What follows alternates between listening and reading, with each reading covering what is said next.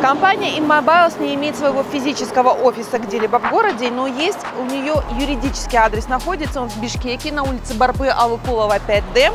Мы приехали сюда и увидели, что здесь находится какой-то склад компании Техностат. Дверь закрыта, здесь никого нет.